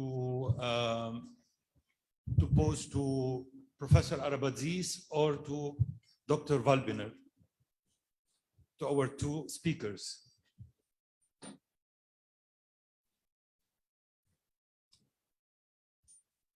Any question? Yes. Father Porphyrios, who was giving the translation into Arabic from Greek, he will ask our speakers. I don't know if your voice will be heard in the room.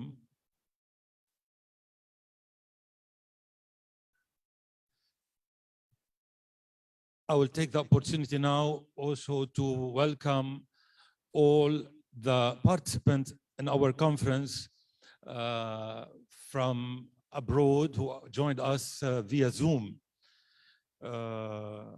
And that we are very happy that they will also deliver their studies later. Father Porphyrios.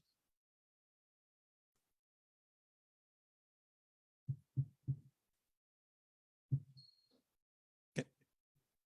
Is a microphone? Okay. We take another question. Michelle, we need also to fix the microphone of Father Porphyrios. Please.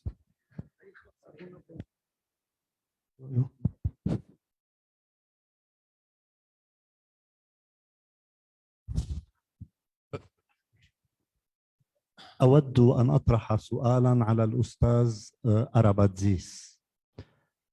السؤال يتعلق إذن كما ذكرتم في الأساليب المتبعة من قبل الإرساليات اللاتينية من أجل جذب شعوب هذه المنطقة إلى الأونية وإلى كنف كنيسة روما وسلطتها. سؤالي هو ولكن ألم تكن هناك نتائج إيجابية كبرى أيضاً رافقت هذا العمل الإرسالي والبشاري؟ حتى اليوم نستشعر في مناطقنا آثاراً ثقافية قيمة جداً لعمل الإرساليات، وكذلك المؤسسات الطبية والاستشفائية ذات المستوى العالي التي أرسى أساساتها كبار المرسلين، وثقافة الانفتاح أيضاً. ألا ينبغي لنا ابتغاءً للموضوعية أن نلاحظ أن هؤلاء أيضاً قدموا خيراً ما في بلادنا التي كانت متروكة زمن العثمانيين والمماليك؟ شكراً. Did anyone translate for Professor Arambatzis? Or Δεν κατάλαβα στα αραβικά, δυστυχώς, πάτερ μου. we don't hear our speaker. Δεν κατάλαβα στα αραβικά, μίλησε ο πατήρ Πορφύριος. To raise the volume. Δεν ακούει. For me, it's okay. For them. Μ' ακούτε, πάτερ μου, τώρα? Did you hear me?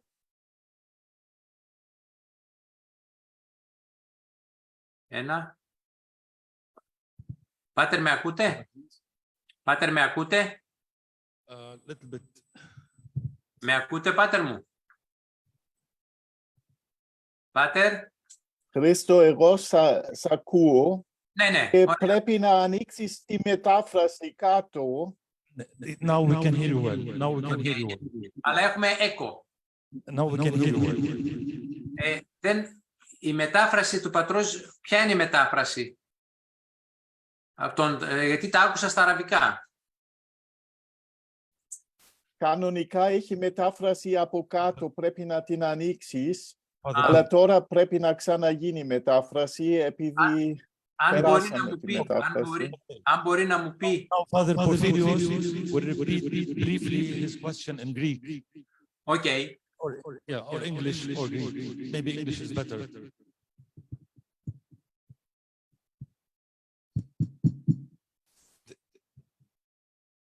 Father Porphyrios.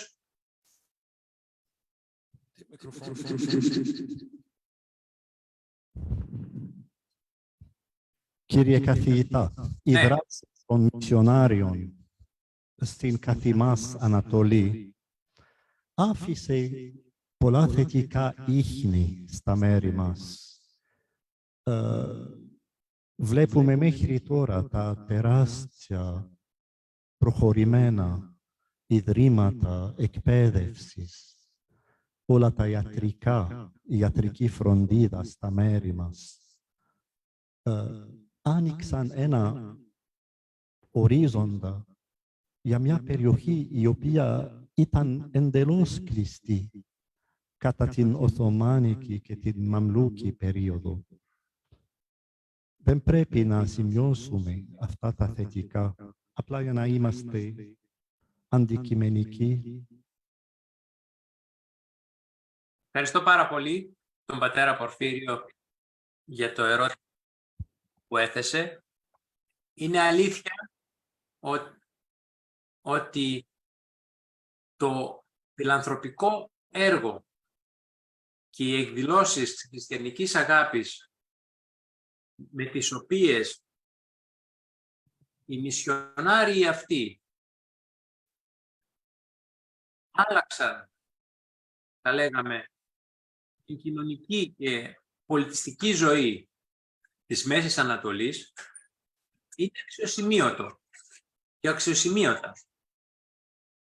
Το μόνο πρόβλημα, το μόνο λάθος, είναι ότι τη συνέδεσαν αυτή την έκφραση της χριστιανικής αγάπης προς μια αδελφή εκκλησία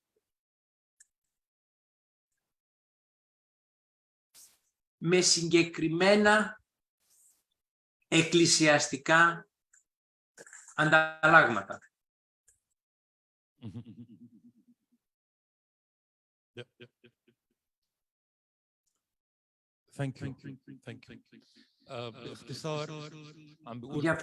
Γι' αυτό και όταν εκφράζεις την αγάπη για προσελκυστικούς λόγους, μπορείς να το κάνεις σε αθέους, σε ειδωλολάτρες ή σε αλλόθρησκους.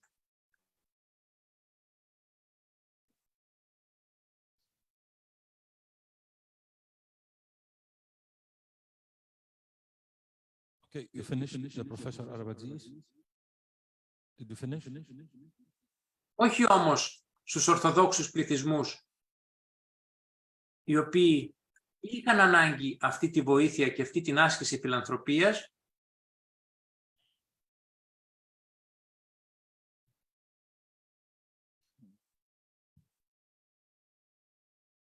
για να αλλοιώσεις την πίστη, τη χριστιανική τους πίστη.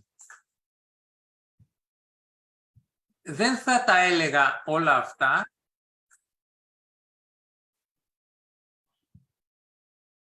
αν δεν υπήρχε η επιγραφή σε όλες αυτές τις δράσεις, δράσεις προς τους σχισματικούς Ορθοδόξους, ώστε να επιστρέψουν στην ορθότητα της πίστης.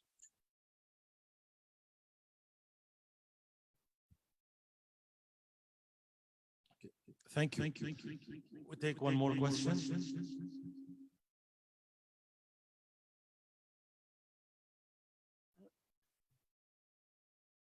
I want to add something to the presentation of Dr. Carsten Walbiner. I thank Dr. Carsten for his perpetual participation to our activities. And I want to add something that here in Balamand, we have the proof of the different impact and influence of the Greek thought and the Greek theology on the Antiochian church. In the manuscript of Balamand, we have all the translation of what we call the Greek Renaissance. We always speak about the Ottoman, the bad and the period of decline during the Ottoman period, but we can also recognize that the occupation, the Ottoman occupation, was a challenge for the Greek Renaissance. All this Greek Renaissance has been translated into Arabic, and we can find all those manuscripts in Balamand.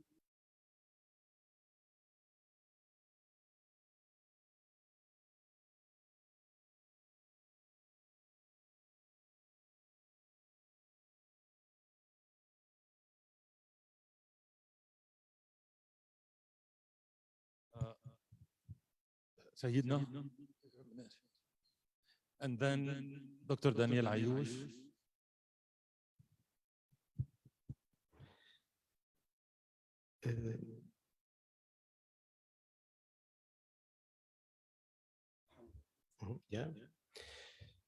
سؤالي للدكتور كارستن متعلق وقت اللي حكي ببداية الإكسبوجن ببداية العرض خبرنا أنه هو منه الرأي الرسمي بالرغم من أنه هو يعني من الجامعة الكاثوليكية بس هو منه الرأي الرسمي بالكنيسة. فشو هي الرؤية أو التعبير الرسمي بالكنيسة الكاثوليكية عن هالفترة اللي هي قبل الانشقاق الروم الكاثوليكي حول التأثير اليوناني أو تأثير البطريركية القسطنطينية بالكالتشر وبطبيعة الحياة الكنسية بأنطاكيا.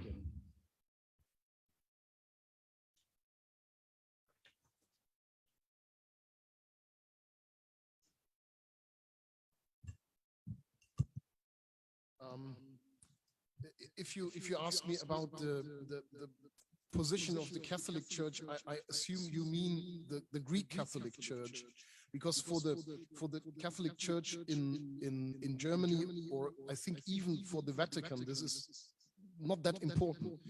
And let's be very frank. I mean, we are here amongst friends.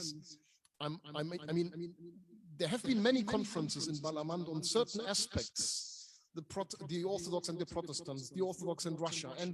But so far, I think there has not been a conference bringing these two parties together. And I think this is very, very necessary to understand. I mean, there are some serious scholars, also in historians on the side of the Greek Catholics.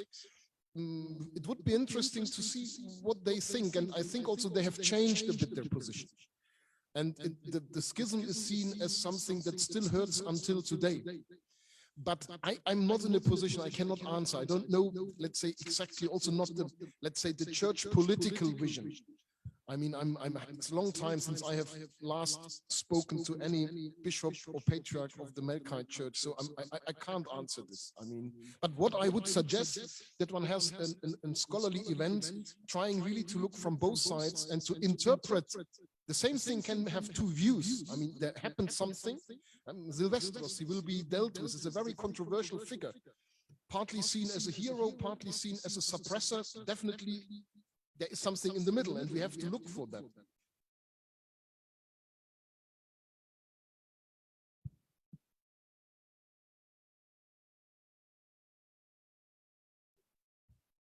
Now? Yes, sorry. Thank you very much for your presentation, Dr. Walbiner. My question would be about the spread of Greek language in Antioch in this period among the people. I know that you spoke about the prelates, but is there any additional information how much the Greek language was known among the people in these times? No, as I said, this is one of the problems we face. And I think even amongst the clergy of this time, it was quite limited. But amongst the ordinary people, I assume only people who have been of Greek origin, and it were mainly Cypriots. They were living as businessmen in Aleppo, in Latakia.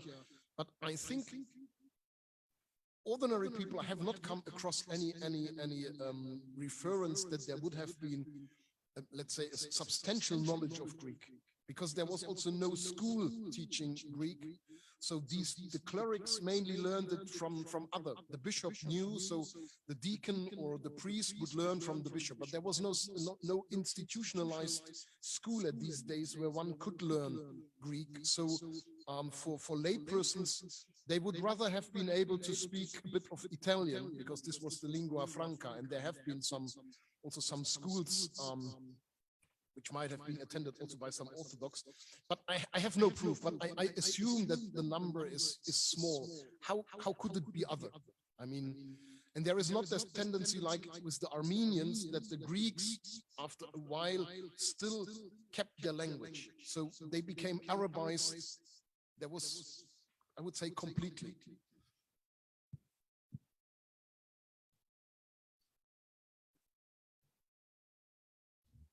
Yeah, in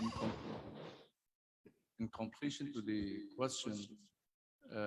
Thank you for your presentation. It was very, very interesting and we enjoy it. I want to ask you if the economical situation all within the Middle East is the problem for the influence of the, let's say, Latin Church or the others. Do you think it's a big problem and still till now? Of course, the church was, or the church leaders were throughout all the period in deep economic trouble, which had partly to do with the enormous amounts they had to pay to Constantinople, to the wali in the city where they became bishop or patriarch. So that's played an enormous role, and that made a person like Macarius Zaim travel twice abroad. He went to Russia and he went to Georgia. The Latin Church was rather a bit hesitant in giving real financial support. Macarius had hoped for that, but he was bitterly disappointed. They sent him a chalice and some nice words, but no really financial support. Financial support came mainly from rulers of Orthodox kingdoms or principalities, mainly from Russia. The Tsar was supporting the church, partly from Romania, the Danubian principalities, and Macarius also collected quite a huge amount of money in Georgia. And when his grandson, Kyrillos Zaim, who became patriarch after him, run into financial difficulties, he also traveled to Georgia. We don't know exactly why, but there is a great likelihood that he also went to collect arms and support. But I have no proof that the Catholic Church would have paid bigger amounts to people in the region. No, I have no proof for that, at least not to clerics.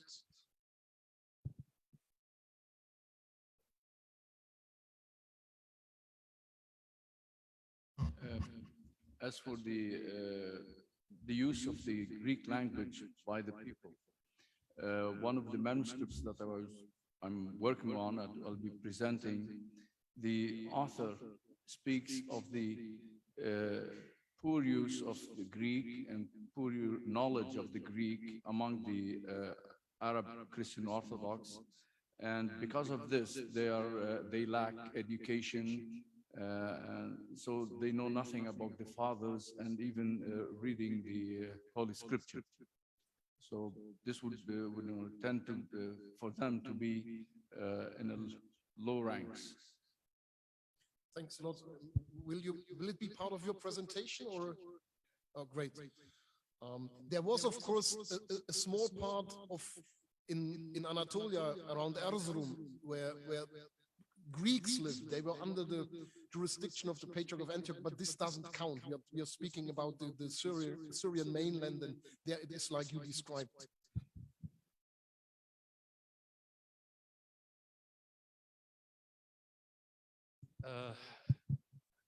Does anyone else like to raise a question?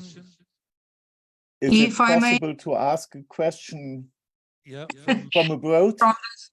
From the Zoom room. Professor Müller, you were there before me, so go ahead. Yeah, I would like to ask one question concerning liturgy to Dr. Walbiner. Thank you so much for this really great presentation. What's concerning the language of liturgy in Syria in these times? Was it still mainly in Greek, or was it all already mainly in Arabic? And the earwax coming from Cyprus, for example, do they celebrate in Greek or do they celebrate in Arabic? Do you know anything about this? I think the colleagues from Balamand can answer this question better, but as far as I know, liturgy was in the 17th century completely Arabized. Of course, with a few Greek words, but I think even they were written in Arabic script. So if somebody else has another information, please share it. And of course, these Cypriot clerics, they must have spoken Arabic because they had to deal with the ordinary, with the people, with the believing, with his parishes or in the monastery. From a few of them, we know that they wrote a letter or something in Arabic. So I assume that all of them were fluent in colloquial Arabic. Whether they could write it very well, I don't know. I mean, but definitely they would not have celebrated in Greek because no one would have understood and appreciated. Okay. Thank you, Professor Müller, for this question from Germany. And now, Dr. Ioana Feodorov from Romania. Please. Thank you very much, Father Khalil, for allowing me to prolong this long conversation before the coffee break. And I'm sorry that I'm taking your time. Hello, Carsten, very interesting as always. I would like to return to the conclusions of the paper. We have seen a wonderful record of translations from Greek that needs to be published as soon as possible because it is a useful tool for all the academic community. But the conclusion gave me the impression that there was no impact actually of these Greek translations and the intention behind them on the the Antiochian clergy. So I would like you maybe to explain to us in one phrase or a couple of phrases, what was the purpose of all this list of Greek translations? Who was it addressed to, and did it have any outcome, any influence on someone else, if not on the higher clergy of the Patriarchate? Because your last phrase referred to the impact of the Patriarchate of Constantinople, not of Greek thinking and Greek prelates. So why did they translate this? Was it education they were aiming at? Did they want the Antiochian clergy to become aware of what is going on in outside the Ottoman provinces in the rest of the Orthodox world? Why did they do it, and who did it benefit after all? Thank you. Thanks, Joanna. Greetings to Bucharest. It's a pity that you can't be here with your team. No, there might be a misunderstanding. I said the influence of Greek thinking on the Arab Orthodox was considerable. The political influence was minimal. The influence of thinking was great. I mean, if we really assume that maybe 50% of the freshly produced works have been of Greek origin, this must have been an impact. But I also said, I think that this thinking was not really alien to the people. It was not the introduction of new worldviews, but let's say a strengthening of what people already believed. And definitely these people translated this for the believers, especially Macarius wrote, especially for the ordinary believer. That's why he chose all these popular titles. The bars perhaps a little bit more for the clergymen's, but of course they hoped that this would have an influence on the behavior, on teaching, on raising the cultural and academic level. One has to look into the prefaces of these books, which I haven't done, whether one can find some information on the intention, but the influence was considerable. But it was not an alien. That's the important thing. We still have to understand that it was an Orthodox world. There is also a statement by Macarius where he says Orthodox are Georgians, Russians, Greeks, Arabs, I think even Wallachians. So this was still something which in a certain way belonged together. But this was a misunderstanding. I didn't say that there was no impact, to the contrary. Thank you very much. I think we have no more questions. I would like to thank again our three speakers for the first session today. It was really excellent and really very precious information was given. Thank you for contribution. And now we will take a delayed break of 30 minutes. We will ring the bell at 12:05. 12:05, we will ring the bell to come back for the short second session.